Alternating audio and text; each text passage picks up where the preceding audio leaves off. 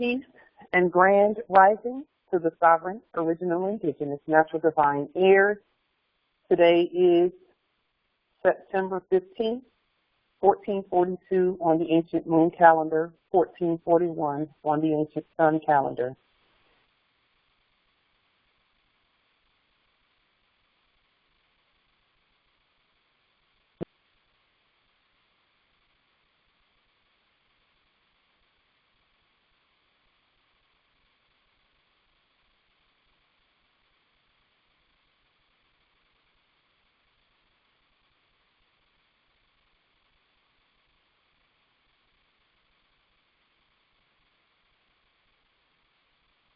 Chosen sovereign appellation is like Kajiri Bay, in capitis diminution nolo, in red ink, in propria persona sui juris, in propria solo, and in propria heredes.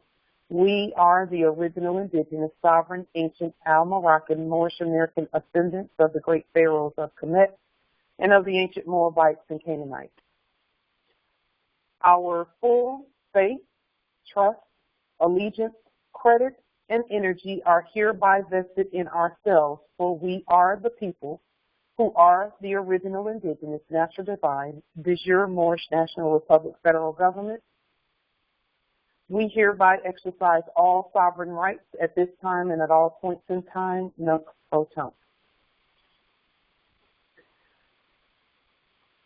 We want to call your attention to a declaration, and I will put the link to the declaration in the chat so that you can reference it as we go through this declaration, and then adopt it and make it a proclamation for our nation and for the nation in general.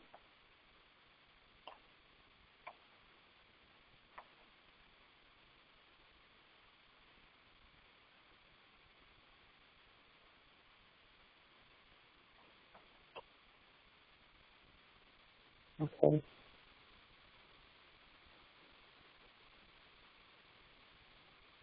Okay, if you would go ahead and grab that link out of the chat, and then I'll close the chat back down so that we don't have any distractions or interruptions as we go through this document, because it's going to be important for us internationally and universally where proper governance of our land is concerned. So if you would, and then we'll place this link under this video on YouTube, both at Like Tajiri Bay channel and also at the Moorish National Republic federal government, and that will be in that government channel on YouTube. It's in all lowercase letters, and it's spelled in ancient English. Okay, so let me go ahead and close the chat back down, and then we'll reopen everything at the end. Please remind me to do so.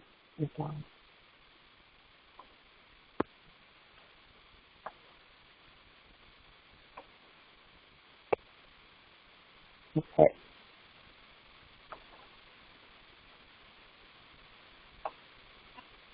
So what we're doing today is we're going to be adopting a proclamation and putting forth a proclamation based on this document. And as you know, we don't do any documents in black ink in capital letters, but we do want to take a look at these documents. This document is on the United Nations Human Rights Office of the High Commissioner website. And so we're going to take a look at it and then put it forth. And the actual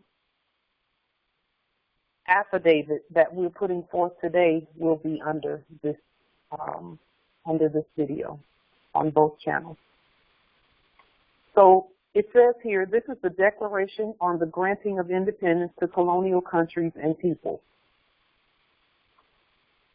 And let me make sure that you can see it here.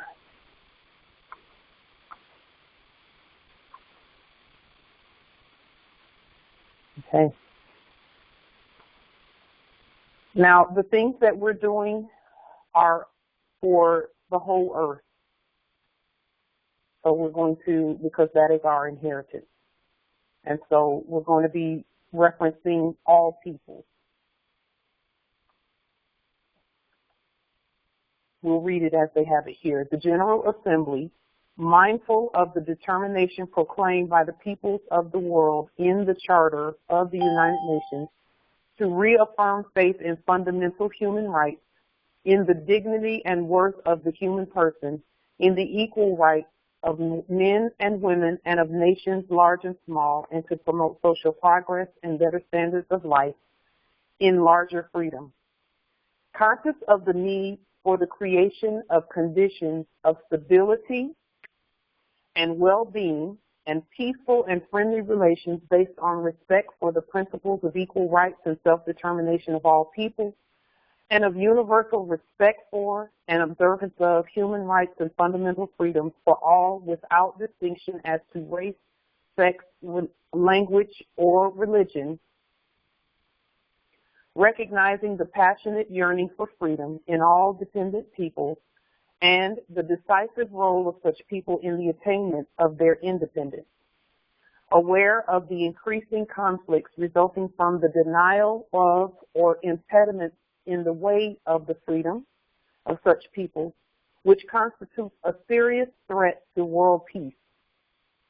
Considering the important role of the United Nations in assisting the movement for independence in trust and non-self-governing territories, recognizing that the peoples of the world ardently desire the end of colonialism in all its manifestations, convinced that the continued existence of colonialism prevents the development of international economic cooperation, impedes the social, cultural, and economic development of dependent peoples, and militates against the United Nations ideal of universal peace, affirming that peoples may, for their own ends, freely dispose of their natural wealth and resources without prejudice to any obligations arising out of international economic cooperation, based upon the principle of mutual benefit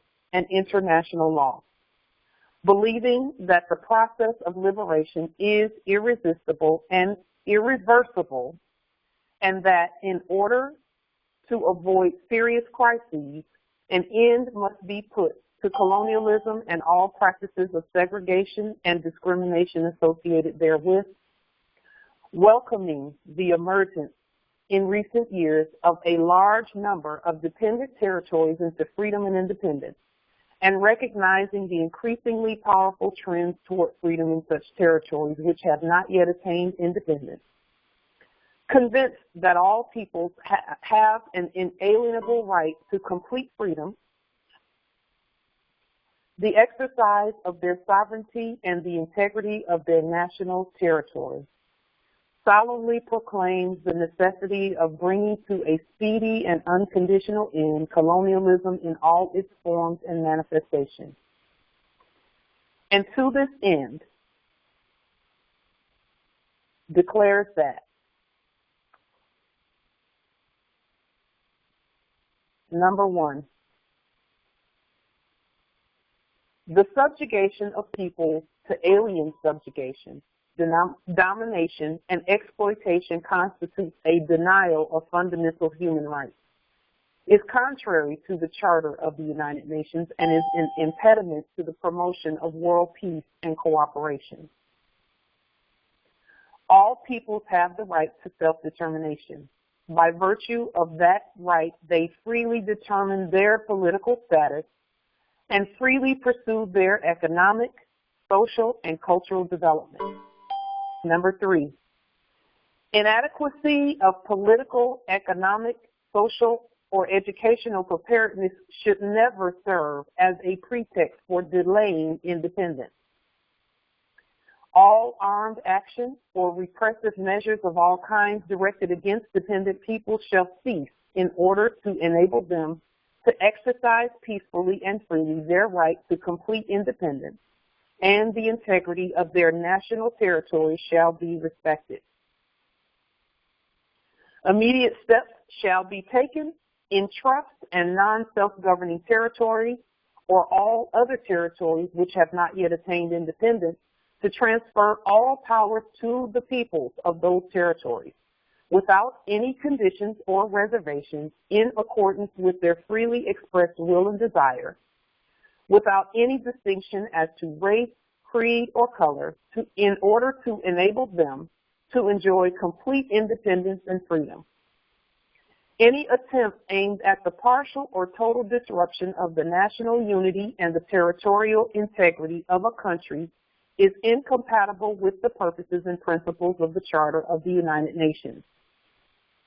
All states shall observe faithfully and strictly the provisions of the Charter of the United Nations, the Universal Declaration of Human Rights, and the present declaration on the basis of equality, non-interference in the internal affairs of all states, and respect for the sovereign rights of all peoples and their territorial integrity. Okay, why are we discussing this document? We're discussing this document and the sovereignty and freedom of all nations and peoples because we, in fact, are the primogenitors to all of those nations and peoples. We are the first of them all. And it is up to us to grant said freedom and said independence to all of them with regard to their territory, their land, and their nations. So on September the 11th, 1442, which was just a few days ago, we proclaimed our own statehood on the public record. And as you all know, we've always been our own state. We've always been a state. We've always been the primogenitors. We've always been the people. This American experiment that we've just come out of is the result of us wanting to empathize and see what it's like to be all nations at all stages of emergence into independence. So what did we do? We went to sleep and pretended to be dependent. We never were. We just pretended to be dependent. Our bloodline has not changed. It never will. We will always be the primogenitors. We will always be the first. We will always be the nation, the government, the law, etc. So what we've done is taken this document and put it in red and all lowercase letters because we know that that opens up the wording away from colonial expression, and that's what black ink in capital letters is, and that's why they do everything that way. And we've leaned everything in black ink in capital letters, so it's still, everything still belongs to the heirs. Okay? So what we've done is put it in red in all lowercase letters and made this document a part of our own General Assembly of this Congress, and that's do the etymology on assemblies and Congress, etc., so that you will know that as the primogenitors, that is what we're doing. So we've done a proclamation and we changed a few things, and we're still not done changing this document up and bringing it back into what it should be. But by the time it goes under this video, it will be changed according to our sovereign will. according to both our national expression in ancient English, as well as any feudal words taken out of it, and our sovereign will express. So this General Assembly proclamation on the granting of independence to previously colonized lands and peoples. And why do we say previously? We say previously because once the primogenitors free themselves, it frees all others. And we have done that. And all we have to do is continue to enforce our freedom and our independence. And again, we were never dependent on anyone. They were actually dependent on us. And that's why they needed autographs every 5 seconds from us. And so we changed just a few of the words, and we want to go through and discuss briefly how this document coincides with our proclamation of statehood and how we express that in the territory, because each and every Moor must, and you can't tell sovereigns what to do, but at some point we must mandate, if we want to continue to be free, and we will, what we put forth as the nation and as the government and as the law in order to push and assert. And it's not really pushing. All it is the assertion and the living being of our independence. We must be our independence. We must be the law and be the government. So I want to point out just a few things in the document, and then you'll have the, you can read the document under this video. The document references in several different places dependent people. Dependent people, what does that look like? Dependent looks like using someone else's money. Dependent looks like going to others outside of your nation for the things that you need. Going to their state court, going to inferior courts, going to inferior places that are, and I'll just say it, it's beneath your nobility. It's beneath our nobility. Why is it beneath our nobility? That's not an ego statement. That's a statement of law. At law, the Constitution calls what they're doing inferior. And when I say they, I'm speaking of the corporations. What the corporations were doing was inferior to the heirs. That's why statehood and these documents and these proclamations by the General Assembly are so important. And as we put them forward and put it on the public record, then all are bound by them. All subjects are bound by them. And where corporations are concerned, we just lean them and send them on out of here because they were never supposed to be on the land in the first place. Dependent people, there are nations around the earth who've been waiting for us to wake up, and they are currently feeling dependent. So it's going to be our job and our responsibility and our duty together as the primogenitors operating through, by, and with statehood. We're using the power of our unified statehood in order to accomplish the things that we need to accomplish. It's by statehood that is done. In the past, as we were waking back up again to our sovereign freedom and independence, we were doing things seemingly independently but it was all a part of the collective consciousness and us waking up together at the same time. There are many more who are still not quite awake yet.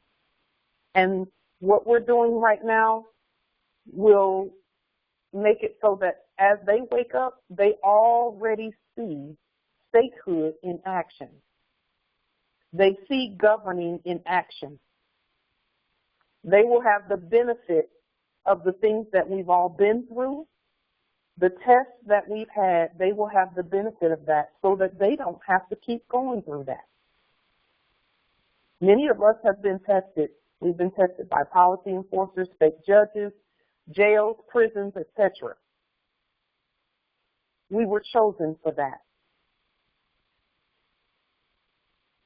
Why? Because the ancestors knew we would stand and not ever acquiesce. They knew that. So that as our heirs wake up and as the generations come forth at this time, because they're coming, that they would see what non-acquiescence looks like. They would see what governing and standing looks like no matter what we're faced with. They needed to see that, okay? We saw it in our teachers, and we're so grateful for them. But dependent nations need to see our independence because they're waiting and watching so that they can do the same thing.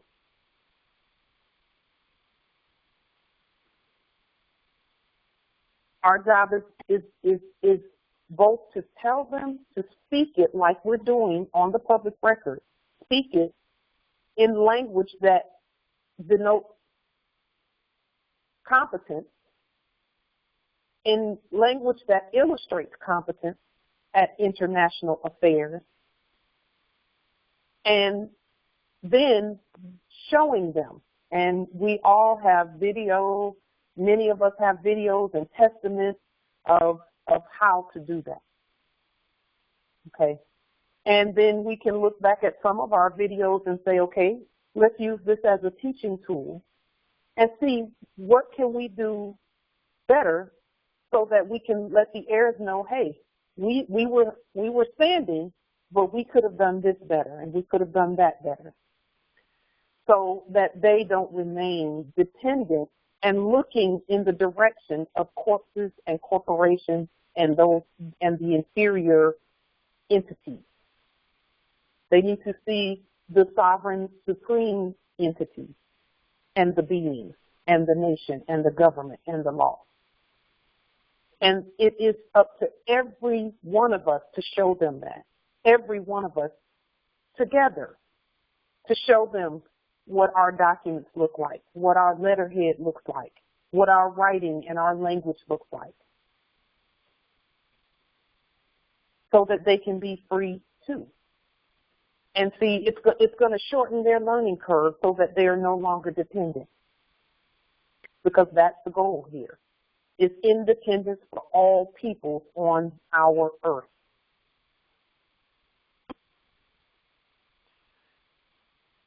They're also talking in this document, they're making reference to better standards of life in larger freedom and equal rights of men and women. It also talks about the conscious need for the creation of conditions of stability. How do we create our own conditions of stability, because we see that no one else is going to do that. No one else is going to say, hey, Morris, you need your own money. You need your own economic stability. You need control of your own economic life and structure so that you can come into economic affairs with us. It states that in this document about cooperation economically.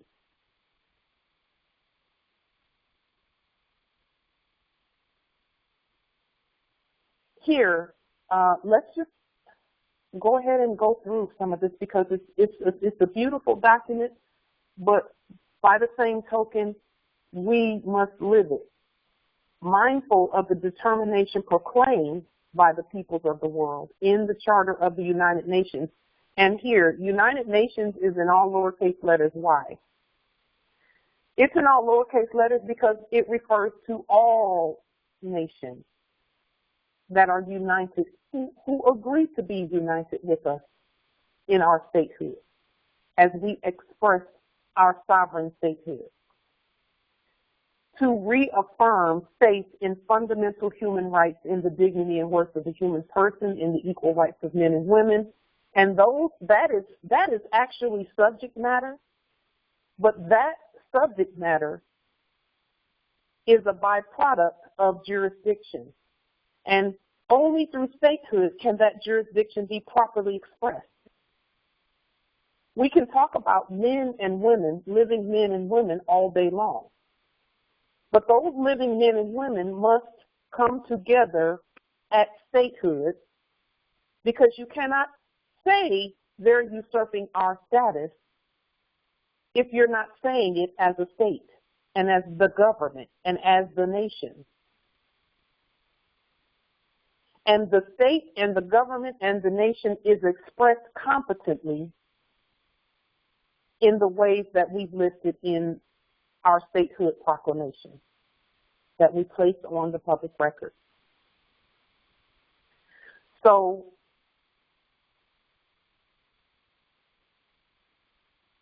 with all that we have done where statehood is concerned, that work over these last, since our prophet was here, and even before then, all the way back to our ancestors, the work that's been done over these last 4 turnings, and those 4 turnings are the times that we woke up some, and then we moved around a little bit. We got some foundational principles in place, and then we kept going. We woke up some more, and woke up some more, and since our prophet was here, and even since our ancestors were here, we have been going through the phases and stages of waking up, building one upon another. The work that we're doing is building on the work of those who came before us at statehood. They laid the foundation, and now what are we doing? Building on it. But that must be done through the venue and the re-venue of our courts, our state courts, which are consular.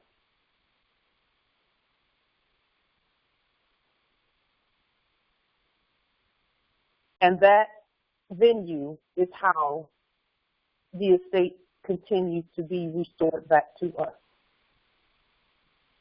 No one else can restore the estate but us.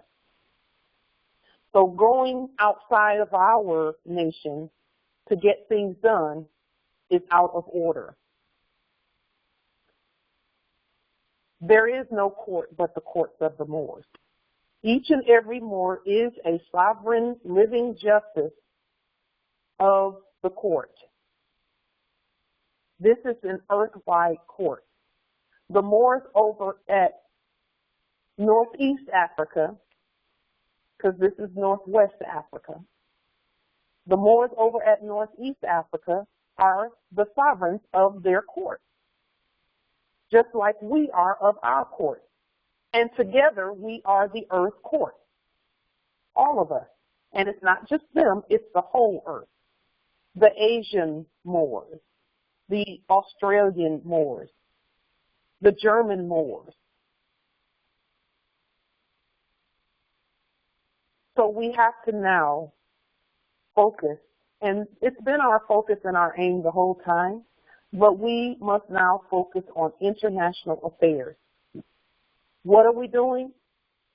We're doing what our teachers have stated we must do. We are taking our seat among the affairs of men.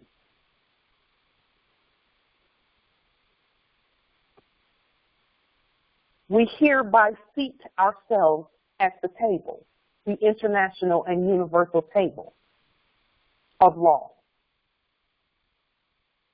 and we speak the law because we are the law.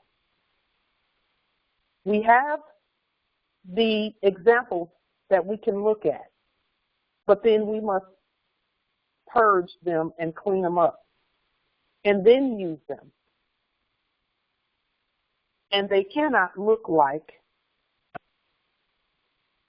the corpses and the corporate. They must be specific to us. And that's what we're doing. So the United Nations is all the Moors at all the earth. Now, we're going to have the opportunity to implement all that we're talking about because there are Moors from all over right here on our land here at what we call the motherland. There are Moors from everywhere. So we actually now can implement this law into practice in dealing with them right here. We don't have to go anywhere else. We're home. So we can implement these right here. First in our own lives, where statehood is concerned. Yes, we are all together. No matter what's going on with the Moors, we're all together. We are not separate from one another. If Moors are detained, we're together with them in spirit and in truth. And the best way for us to assist them is to put these laws in place, put them on the public record, agree on them, and then push forward. Continue pushing forward to our freedom, our continued freedom. These are the fundamentals of statehood.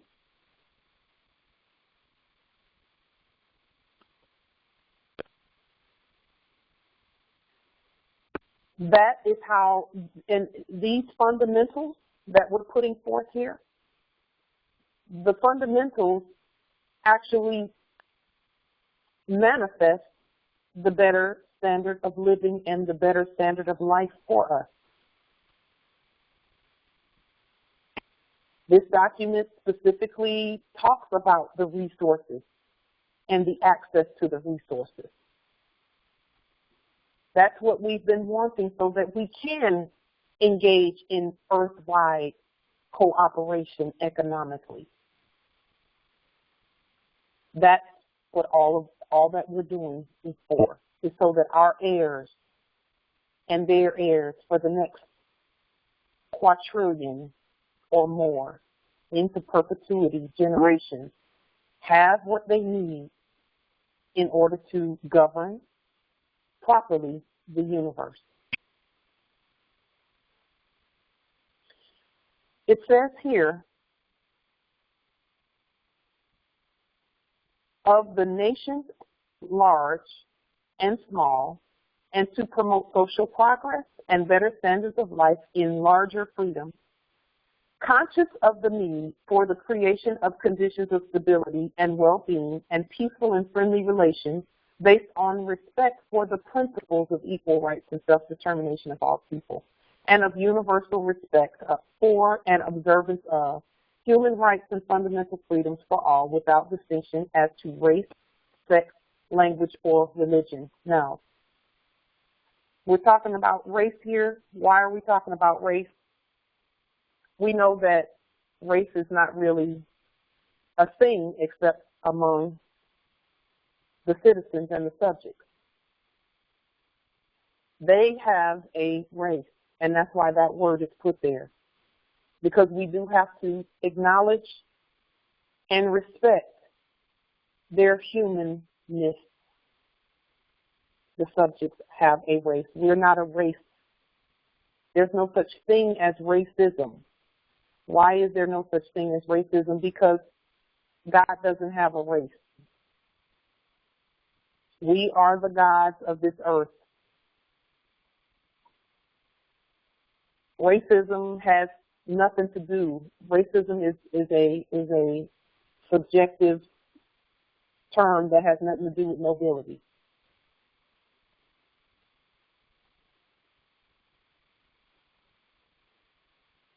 So, sex, language, and religion, recognizing the passionate yearning for freedom in all dependent peoples. What is that saying? That means that somebody up there who wrote this document, because, you know, we wrote it originally, and then the courts just took it, and now we're taking it back. Okay, we knew throughout history that the more that were seen as dependent based on their actions, because dependence has everything to do with what we do, that we yearned, and we had the opportunity to experience that since we've been pretending to be citizens, yearning to be independent.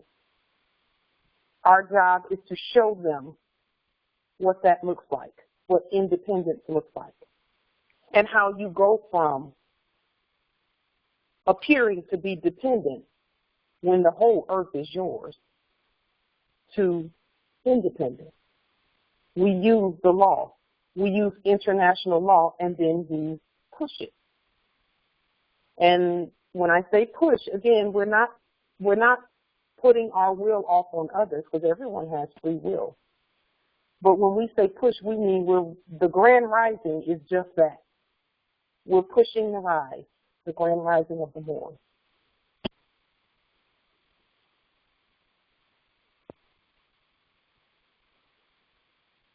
Here it says freedom in all dependent peoples and the decisive role of such peoples in the attainment of their independence. No one else can do it for us. We must do it for ourselves.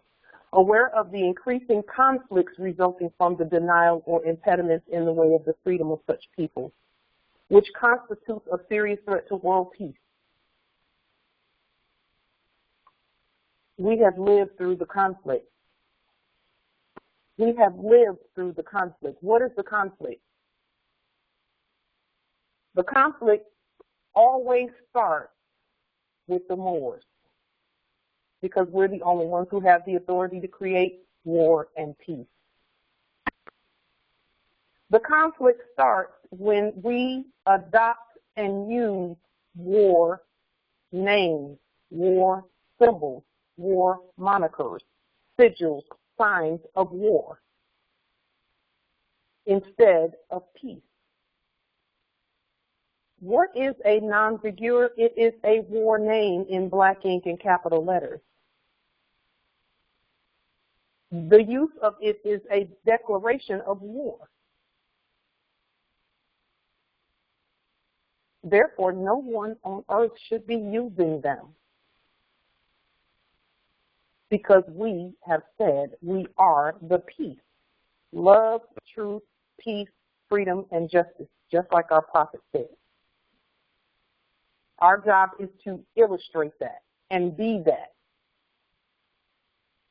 so that all of the other dependent, and I'm putting that in air quotes because they're really not, the resources belong to all of us, them as well as us, and there is no them and us, they are us. So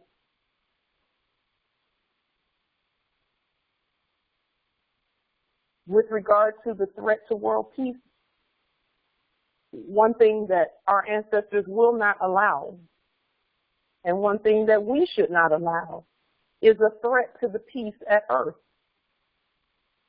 So when you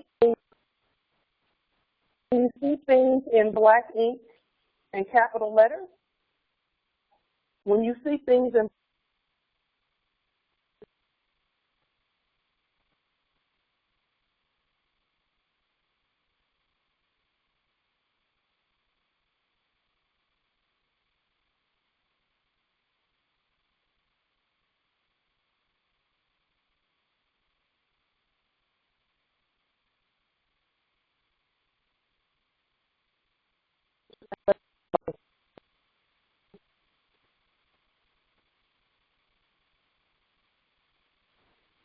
So now, considering the important role of the United Nations in assisting the movement for independence in trust and non-self-governing territories.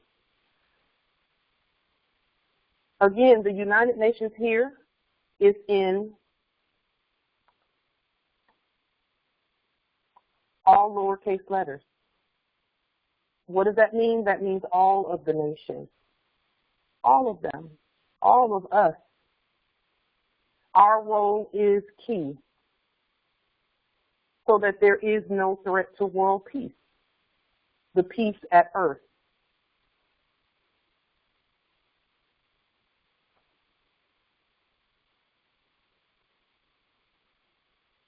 The movement is talking about here the United Nations in assisting the movement for independence in trust and non-self-governing nations. What are we doing? What are we talking about? We're talking about the national, here it is right at the top of our document, the moorishe, divine, and national movement of the earth.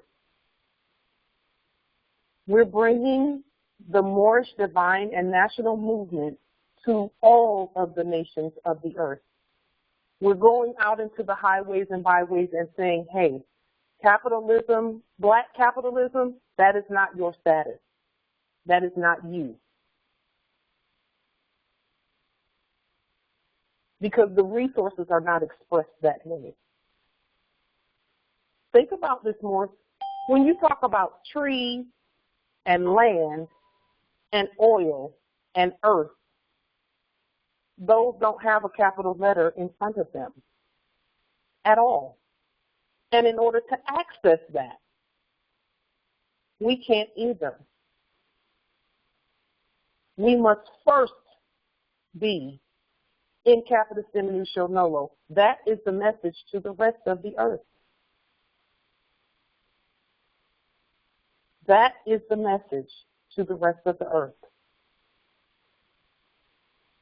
That we express our sovereign trust and will in a way that says we are not anything that anyone else says.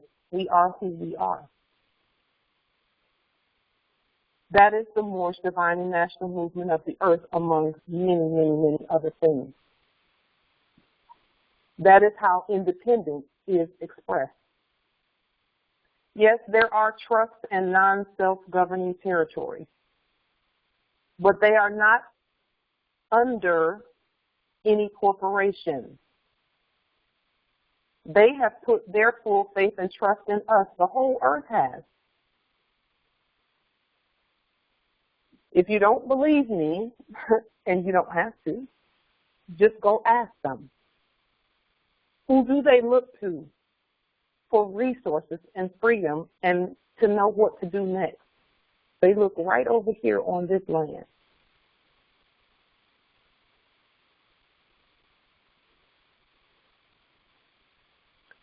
Recognizing that the peoples of the world ardently desire the end of colonialism in all its manifestations.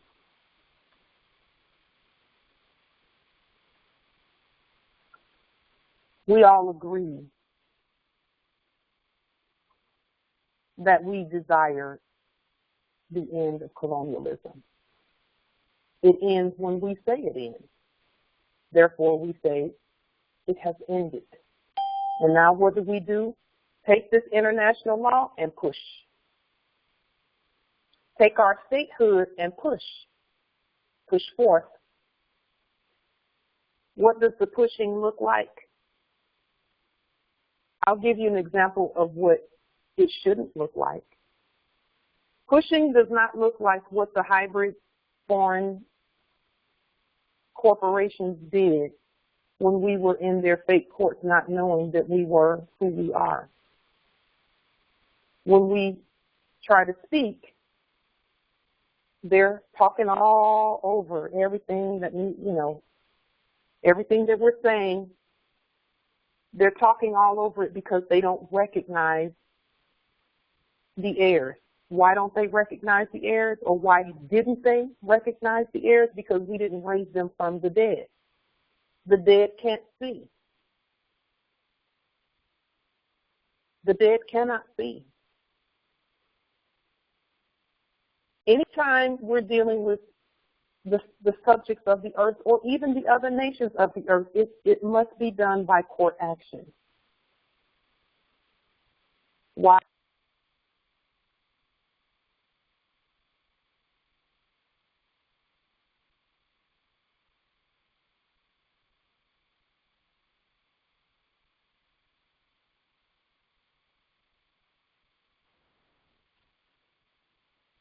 That is how we introduce ourselves. Okay.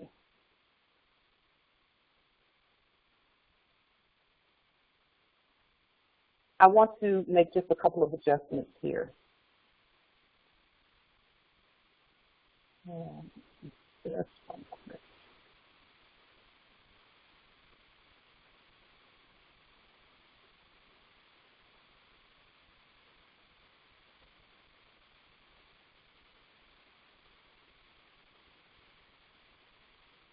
Okay.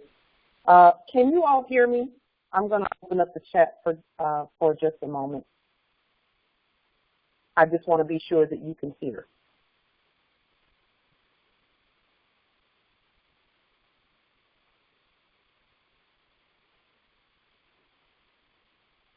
Okay, great. Thank you.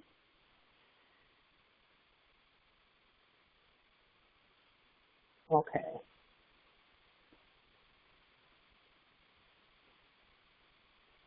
So now, colonialism ends when we say it ends, and it's not even a matter of what we say, it's a matter of what we do, in connection and in conjunction and in harmony with what we say. Convinced that the continued, and let's refer back to the document, convinced that the continued existence of colonialism prevents the development of international economic cooperation.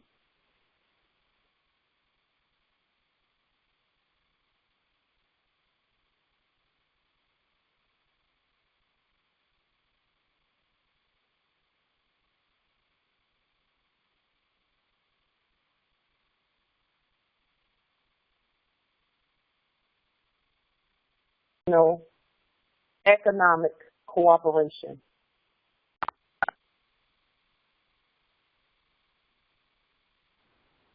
Can you hear me? Just one moment. Can you hear me? Okay, good. Federal Reserve debt notes interfere with international economic cooperation. Why? Because they were introduced by colonizers.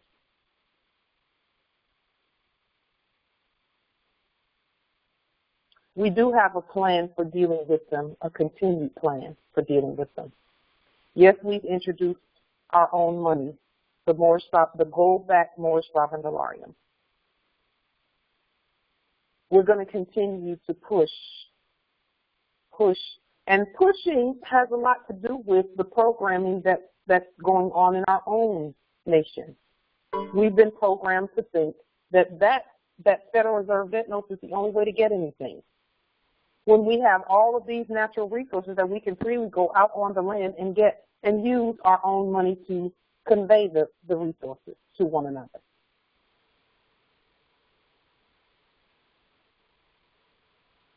So economic dependence is a threat to the peace at Earth, especially the appearance of economic dependence by the primogenitors of the whole Earth.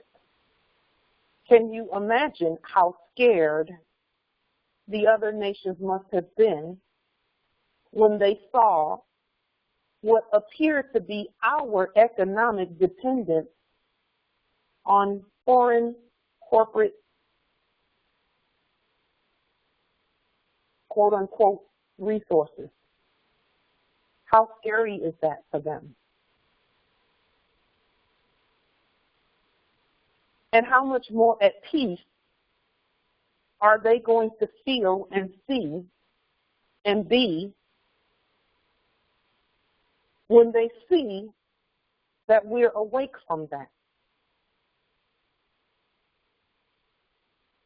They see us going out onto the land, getting the resources, accessing the resources, and exchanging the resources using our own sovereign economic system that we fully control. That's peace. Peace on earth does not look like what we thought it looked like. Everybody hugging and just, you know, that's part of it. But at the meat and foundation of peace that this document is referring to is economic independence.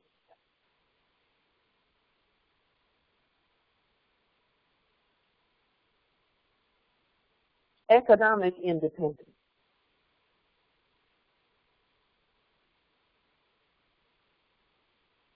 The only way we can be economically independent is to control our own money, which all Moors do. If you have a printer or you know someone with a printer, you control your own money. And where there's a will, there's a way. We have achieved our statehood without the aid of anyone. We did it ourselves because that's the mandate. Our ancestors said they will do it themselves.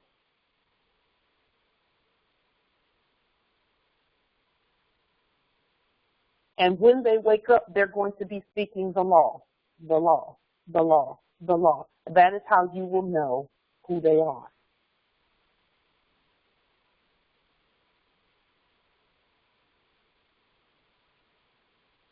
And here it is again, they're mentioning the peace. Convinced that the continued existence of colonialism prevents the development of international economic cooperation, impedes the social, cultural, and economic development of dependent people, and militates against the United Nations ideal of universal peace. And, you know, here they didn't even say that the aggression of colonialism. They didn't say that. They said the mere existence of it. The mere existence of it. What does colonialism look like? It looks like a radical change to the people who are the original indigenous heirs. Giving the appearance that the heirs have been changed into something that they are not.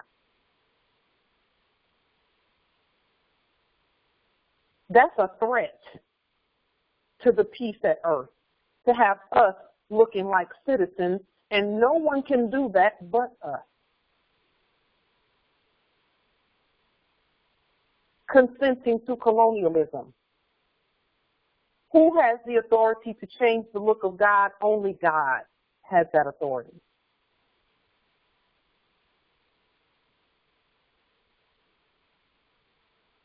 And now they talk about universal peace in the document, affirming that peoples may, for their own ends, freely dispose of their natural wealth and resources without prejudice. And by may, here it says affirming that peoples may, look that word up, in its very earliest iteration and etymology, it means we shall, for our own ends, freely dispose of our natural wealth. That means someone there who wrote this knew that we had our own natural wealth and resources. And again, please refer back to our proclamation of statehood on the public record. It specifically speaks, number 13 speaks of, in order to be a state, you must have your own national and natural wealth and resources. Why? Because that's going to stop the dependence, the appearance of dependence.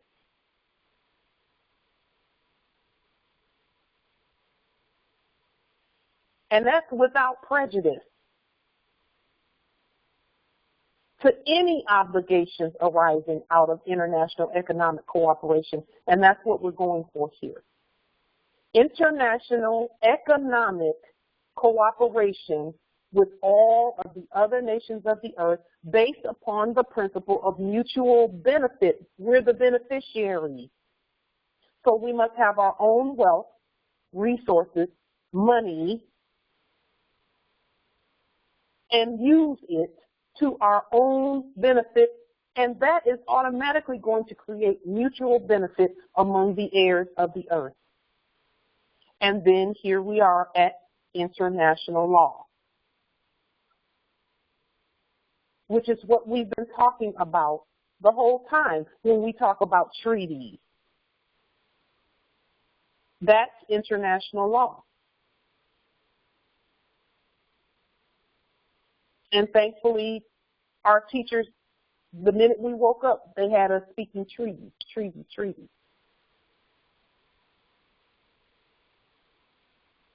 And then internationally and universally, we are aligned with the Constitution. We can't hand that Constitution to the subject and not be in alignment with it ourselves. The Constitution that we gave them was a rewrite of one that we were already using among ourselves. So don't let anyone talk you out of that Constitution and pushing it like our prophet said. He said enforce the Constitution. Enforce. What does that mean? That means put it within you, let it come out of you in your action and your behavior. That's what enforce really means, that it's coming from within and you're putting it forth and being it on the outside. Enforce. Within. That's what a constitution is by definition. It is that which is within you, that which constitutes you. So don't let anyone talk you out of the importance of the Constitution. That Constitution is important. That's why we wrote it. That's why we wrote it. And we said we're going to push that on everyone on the earth. Because it's important. Because we were doing it. We were following the Constitution and aligned with it, and not following it, but aligned with it. Because Moors don't follow anyone. We are self-governing. And you will see, as we continue to speak international law, you will see the changes in the treatment that the Moors received. Now, what does that mean? Does that mean that Moors are not going to be detained?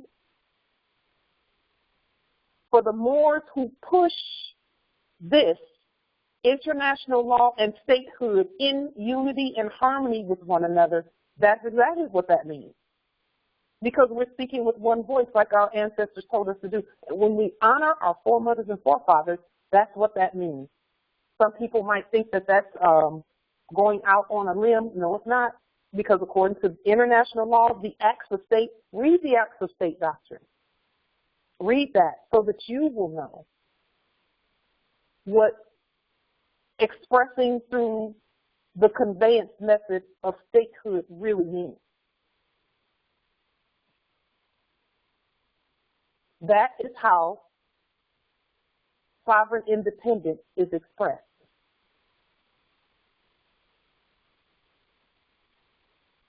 Your statehood is expressed by the things that each one of us does. First in our own lives, and then in assistance of our brothers and sisters. So that international economic cooperation exists. Economic cooperation is important. It's mentioned several times in this document because the rest of the earth is waiting for us to get our own everything. Our own money, and I'm going to keep going back to that because that's been the sticking point, it seems, among the heirs. That seems to be the programming that seems, it appears to be hardest for us to get beyond. And when the colonizers saw that all of us were using their foreign Federal Reserve debt notes, they thought, and they celebrated, oh, they will never get out of that. They will never, they can say all day long that they're a nation, but if they're still pushing fiat, then we still got them. I'm seeing more, and I'm not judging anyone. I'm pointing out the facts and the changes that we have made and that we're going to continue to make. I'm seeing Moors use more sovereign dollarium and the blessings that come with that.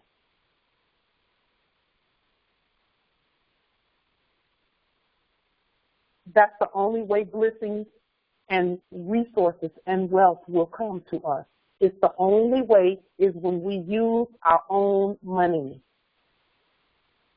And when we agree among one another to do so. And we're going to keep pushing that because that is the programming that was that's like the last of the Western frontier. That's the last of it right there. I mean, we know Moors who are super, super strong, but that one sticking point is yet to be conquered. And we've already conquered it as a nation. Now each one of us must push that forth. Believing that the process of liberation is irresistible and irreversible. Irreversible. More, listen. Our proclamation at statehood that was placed on the public record on September the 11th, 1442 on the ancient moon calendar, 1441 on the ancient sun calendar, and 2021 on the Greco-Roman calendar. It's irreversible. There's no going back. And to me, that alone is worth some confetti. That alone is worth a celebration.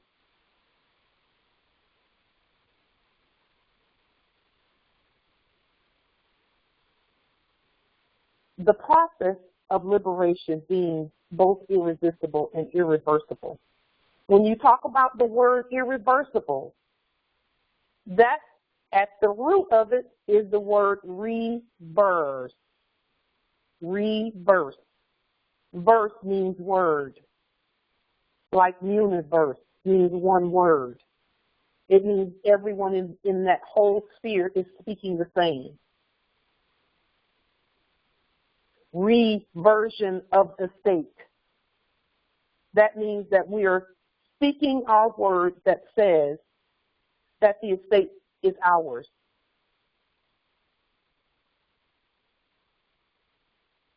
Irreversible means that we don't go back on our word. That's what irreversible means.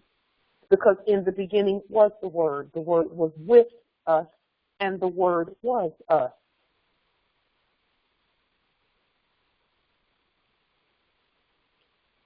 And that here, just after irreversible, it says, and that in order to avoid serious crises, and that is the word crisis, but it's plural, crises. Have we not had some serious crises among each other in terms of unlawful detainment, food that is killer, so to speak, because you can't get rid of us. We've been here since time immemorial, and we're going to be here. Thus, we consented to do and agreed to do this demonstration.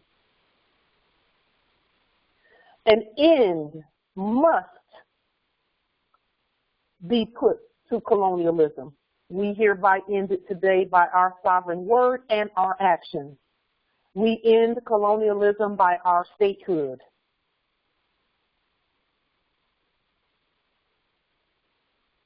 We end it. It's ended, finished, done. We state that on the public record, and we're going to continue to state that on the public record. But it can't just be stated.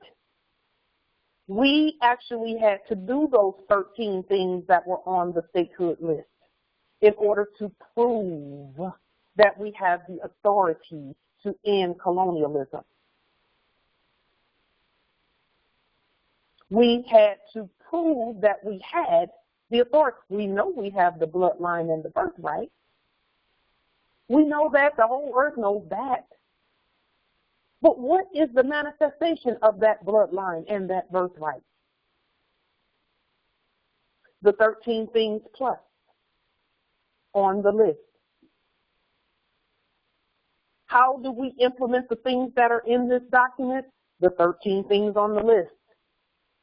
We've been implementing them all along. Economic independence so that we can cooperate with the rest of the earth.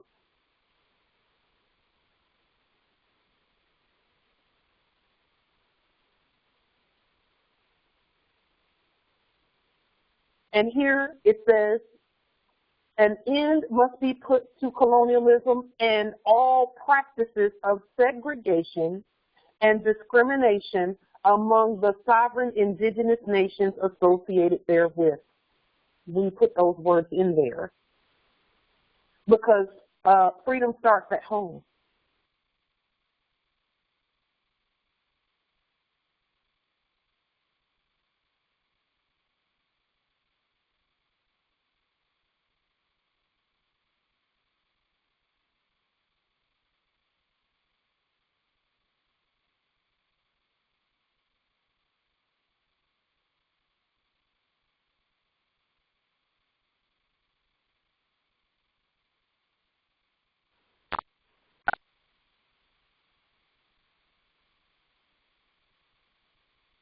Can you hear me now?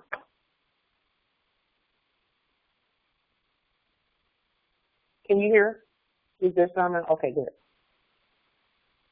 It says here, all practices of segregation and discrimination among the sovereign indigenous nations associated herewith. How do you end colonialism and all practices of segregation and discrimination among the sovereign indigenous nations associated herewith? By economic freedom, by speaking with one voice, by speaking with one voice, by using our own money and not having to look to foreign entities and subjects.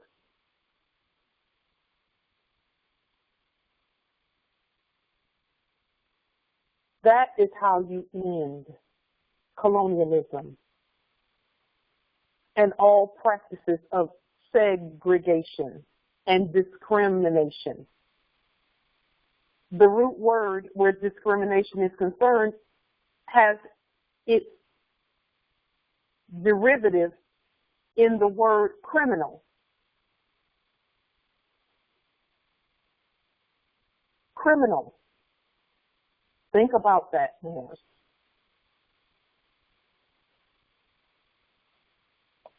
Among the sovereign nations, indigenous nations associated therewith, we cannot even think about anyone else in terms of assisting anyone until we free ourselves. Well, we've done that. We've done that.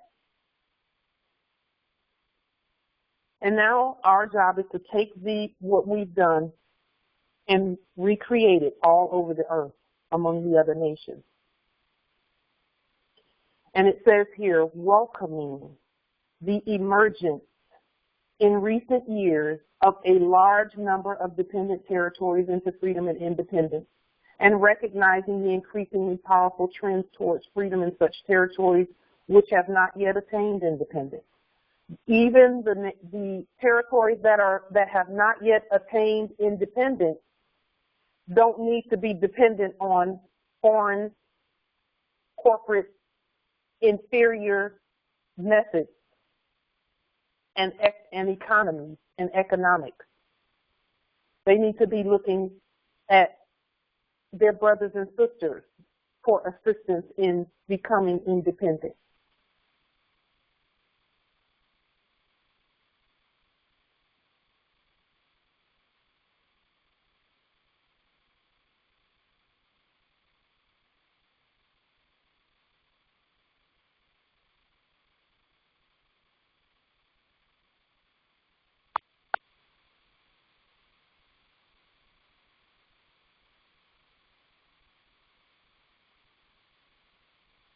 American experiment, okay, was all about us freeing ourselves and then showing the other nations how to do it. Okay? That's why we took on this experiment. Because the other nations will be able to hear us better when we've actually been through what they've been through. Can you all hear me at this point?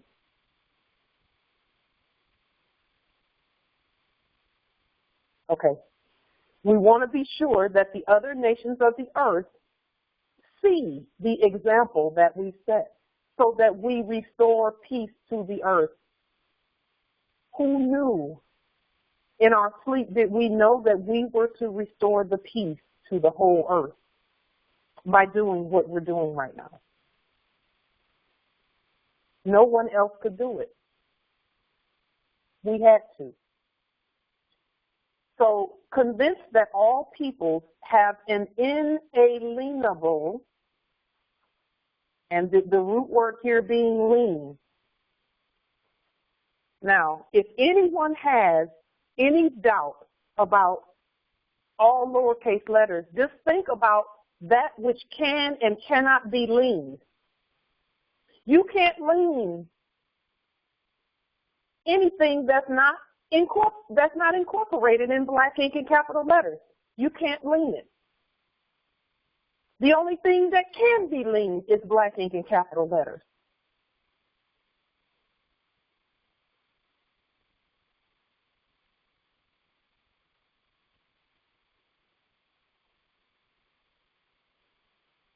Justice Sharif, that's good. In the chat, it was said, never will I change the condition of a people until they themselves make the change. We had to do it. And in each and every one of these laws that are put forth, it is clear that the nations must change themselves and not allow colonialists and capitalists to come in and change them into radical something that we don't recognize. Because now it's a matter of, do we recognize ourselves? Inalienable. Root word is lean. Can you lean anyone who is in all lowercase letters? No, because they're not incorporated. You have to actually be on Dun and Bradstreet, and everything on Dun and Bradstreet is in capital letters and black ink.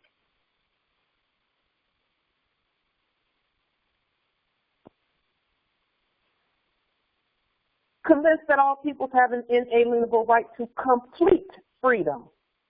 And we're not even going to stay on that because it's so clear. The exercise of their sovereignty and the integrity of their national territory, that means the land here, solemnly proclaims that we hereby bring to a speedy and unconditional end colonialism in all its forms and manifestations. We hereby do that today. We did it before, and we're going to continue to do it. We declare that the subjugation of peoples to alien subjugation. Alien. We did not look the same. We weren't writing in red like our ancestors. That's what the copper is all about. we use copper. It's red.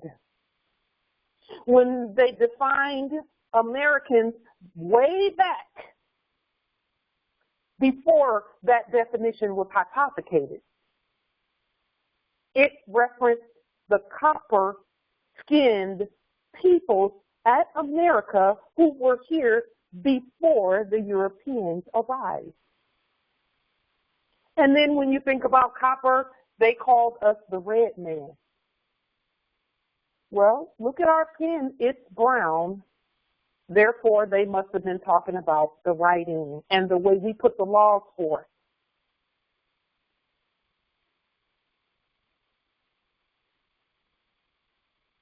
That's exactly who the red man is that Muammar Gaddafi referred to when he spoke.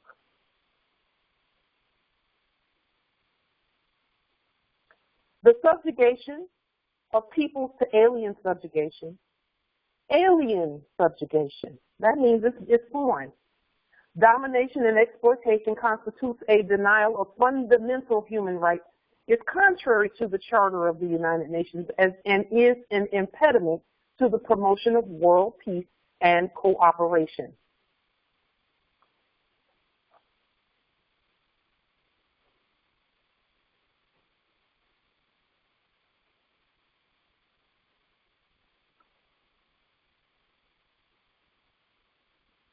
And in fact, we'll go ahead and make this change right now.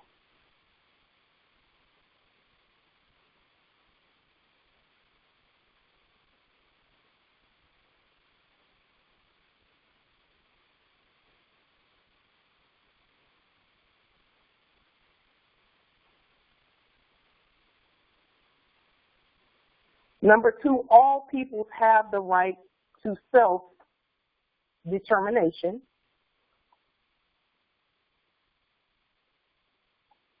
By virtue of that right, they freely determine their political status and freely pursue their economic, social, and cultural development.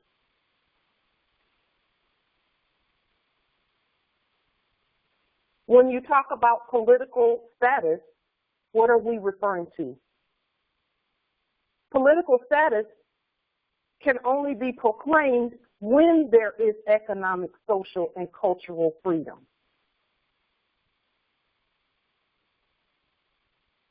What good is the politics if we are dependent on someone else for their money, which is not even real money, it's fiat? Number 3, inadequacy of political, economic, social, and educational preparedness should never serve as a pretext for delaying independence. What are they saying? Number 3 is one of the most important parts of this important document. Just because we're not all flying around in spaceships and all of that yet does not mean that we're not ready to be independent. Independence is let's declare it and then do it. See, the colonizers were saying that, look at them, they're not ready, they're not ready. They're still dependent on us, they're not ready. They don't have their own schools, they don't have their own money, they don't have their own anything. They haven't even gotten together as a nation and declared statehood.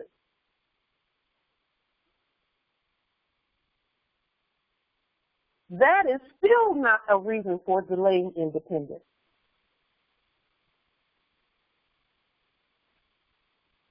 But independence is delayed only by those who need the independence. Hope is not an action. It's not an action. We must act. Be. And be is a better word than act. But when we say act, we mean action and activity in the direction of continued statehood and freedom. We've declared our statehood on the public record. It's a fact. It's irreversible. It's the law. So we have chosen to no longer delay our independence. It's a choice we made by our actions. Therefore, we know that inadequacy of political, economic, social, or quote-unquote educational preparedness, that's not even a thing anymore. Why? Because we have our own money. Therefore, we can get our own schools, do our own sovereign exchanges, and be economically and socially and irredeemably prepared.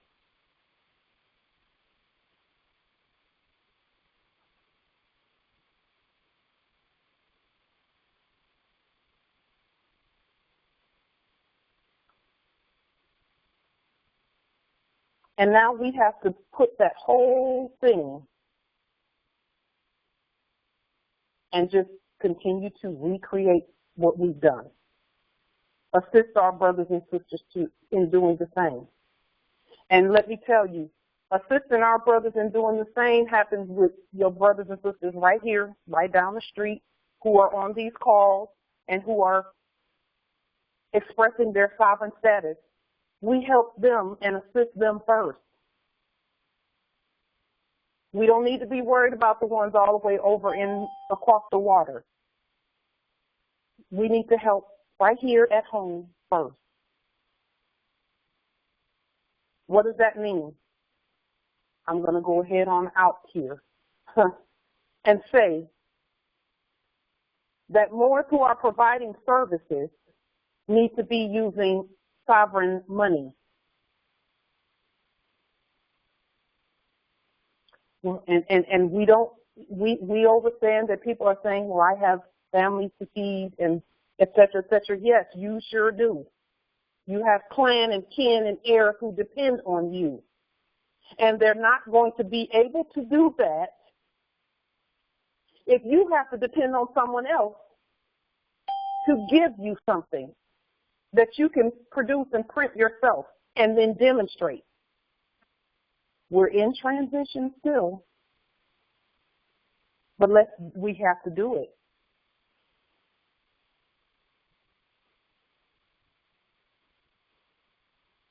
So then we're talking about now,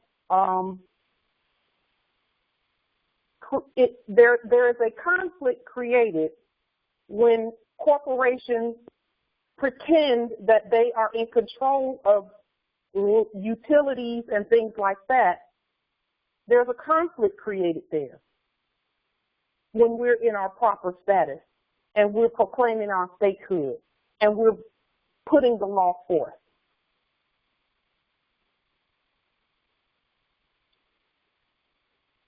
But I will say this, when we put the law forth competently, the conflict ends because we're in complete control of it. All of the things that we thought we needed from them come from them in black ink and capital letters. Why is that?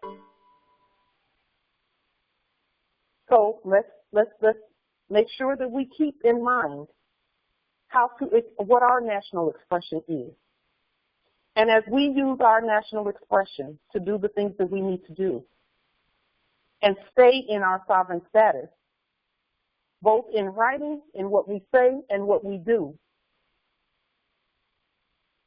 then we cannot be denied because we are outside of any system that could possibly not recognize us. And the only way the whole earth will recognize us is when we're in our proper status, in what we write, what we say, and what we do. Number 4, all armed action or regressive measures of all kinds directed against dependent people shall cease in order to enable them to exercise peacefully and freely their right to complete independence, and the integrity of their national territory shall be respected. Only through the conveyance method of statehood, will all armed action or repressive measures be ceased. And that is, again, why we place our proclamation of statehood on the public record, and why we're putting this forth as well, so that as we move forward in what we're doing, in proclaiming who we are and in gathering the resources that we need in order to cooperate economically internationally, that there is no violation where armed action or repression measures are concerned. We have to show them how to do this so that we peacefully and freely exercise our right to complete independence and the integrity of our own national territory. Number 5, immediate steps shall be taken. Immediate. We've already started it. It's already in force. We're already moving forward. Immediate steps shall continue to be taken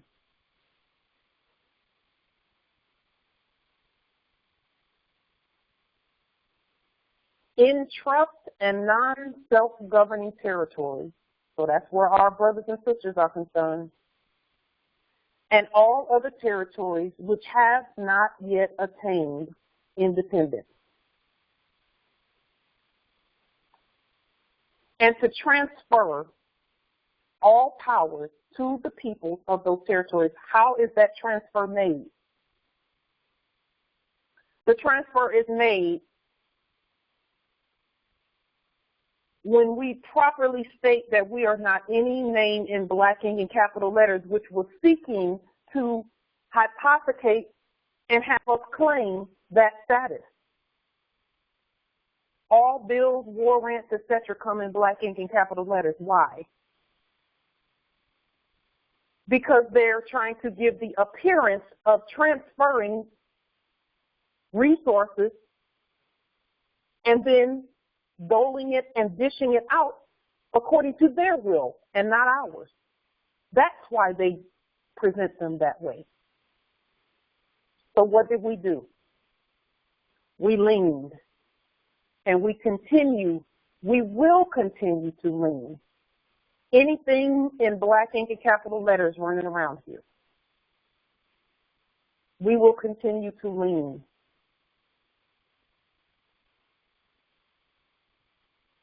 By leaning it, what do? We're bringing it all under subjection and under our dominion.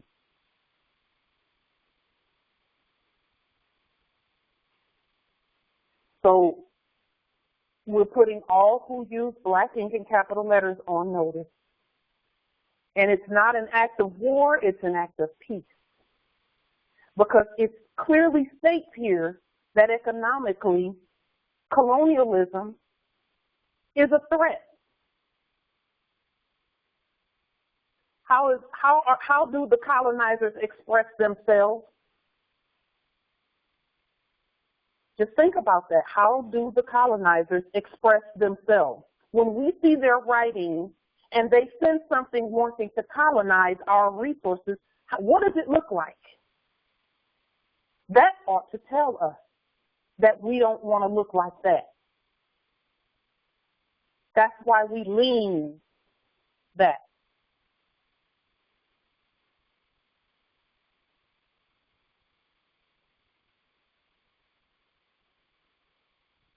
Therefore, we have proclaimed the immediate end of colonialism by what we say and what we do.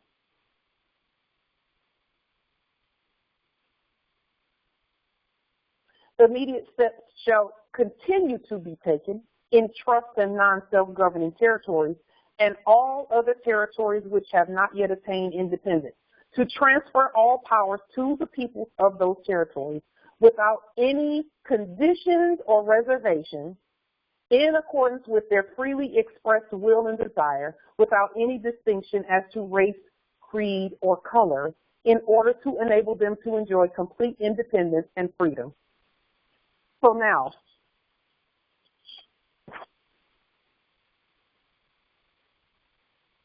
only we can make the transfer, and only they can agree to make the transfer for themselves. Because we've declared our statehood, that applies to all Moors, including the ones that are using black ink and capital letters. But they must be exposed to the erudition that says that that is not how we express ourselves. So were those concerned with, are we assisting our brothers and sisters, we speak in agreement with their intention to be free. So we're not speaking for them because no one represents the Moors, but we are honoring and speaking in agreement with their intention to be free that was spoken of earlier in this document. If their intention is freedom, we agree with them. And all that applies to us applies to them.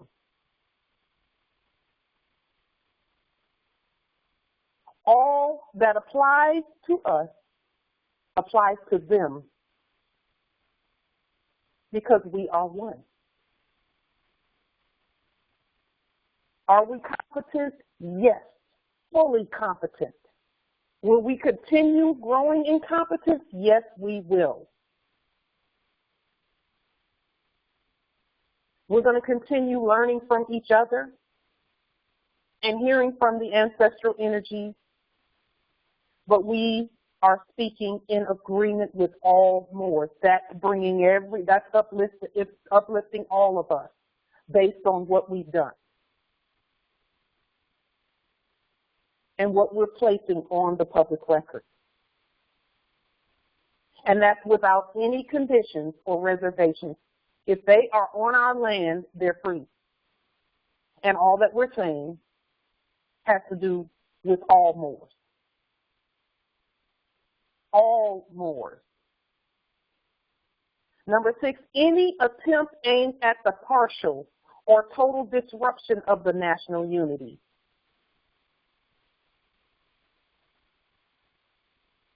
And the territorial integrity of a country, and we'll go ahead and put nation. We'll change the spelling of country.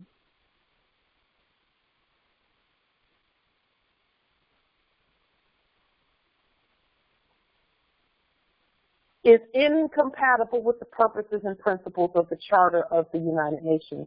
A charter of us. We are the United Nations. We're the United Nations in red and all lowercase letters, meaning that's all the nations of the earth who are independent or without reservation or condition. It's the Moors.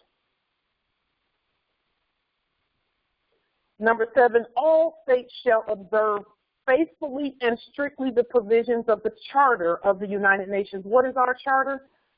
Our charter is our word. In the beginning was the word. Charters start things off. Our proclamation of statehood is a charter.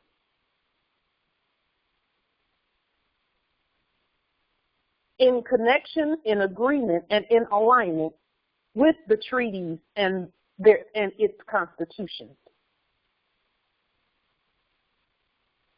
And the constitutions and its treaties. Any attempt aimed at the partial or total disruption of the national unity, and that's from within or without, and the territorial integrity of a country, nation, state, or government is incompatible with the purposes and principles of the Charter of the United Nations. Number 7, all states shall observe faithfully and strictly the provisions of the Charter of the United Nations, the Universal Declaration of Human Rights. And the Universal Declaration of Human Rights is any declaration that comes out of our mouth, any proclamation that comes out of our mouth is a proclamation of human rights. And the present proclamation, declaration on the basis of equality. And equality should actually say equity, because there is a difference between equity and equality.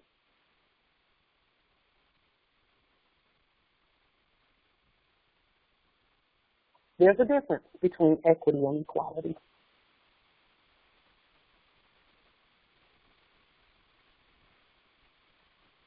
A matriarch or a patriarch, a Moorish noble, has the equal right to live just like and breathe, let me say breathe, just like a monkey has the right to live and breathe. But there is not, a Moor is not equal to a monkey. So then the word equity comes in. That's the difference between equality and equity. Okay?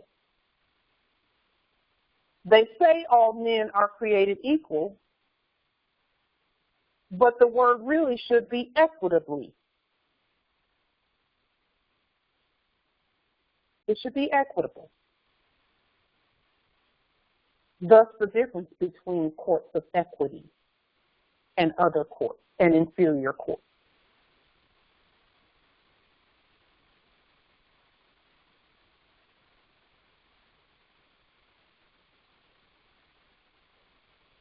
So, number 7, speaking about equity, non-interference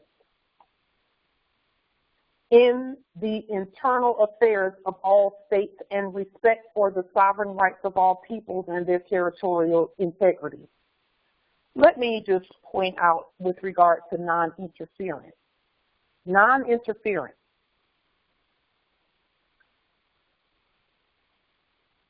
It is up to us to stop the interference. They don't just stop interfering. It's up to us to stop them. How do we do that? We close ranks among each other. I'll give you an example of stopping interference.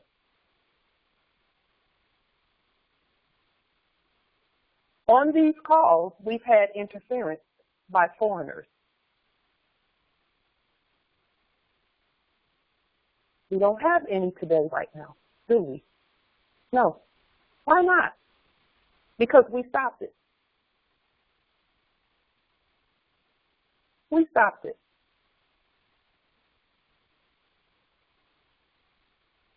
There's no blurting in and out because we stopped it. Were they going to stop on their own? Probably not, even though it's not stopping anything. It is of none effect. It's futile on their part. It's futile. Any attempt to disrupt are futile because we will put a stop to them always. We always have. We already have. It's a wrap.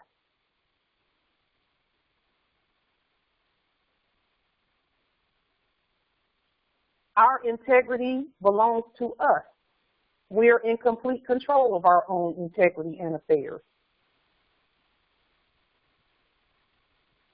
Therefore, the respect for our sovereign rights is earned.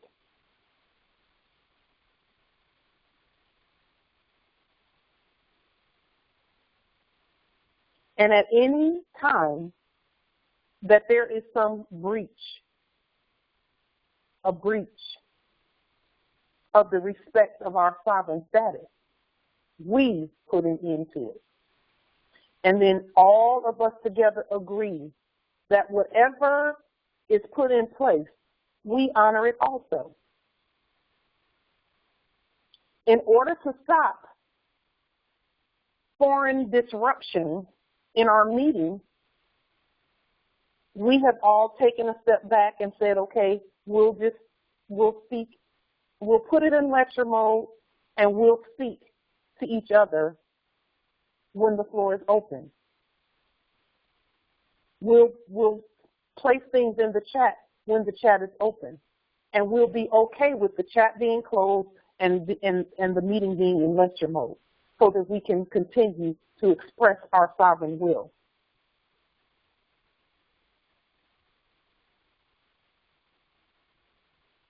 That's an agreement that we make among one another in order to stop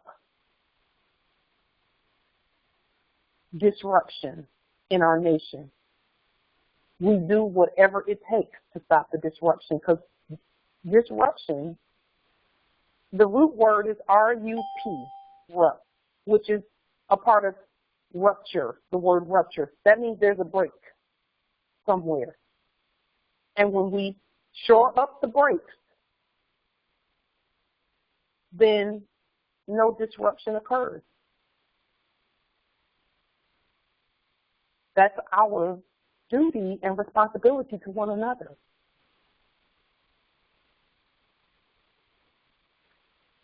With that being said, are there any questions or comments?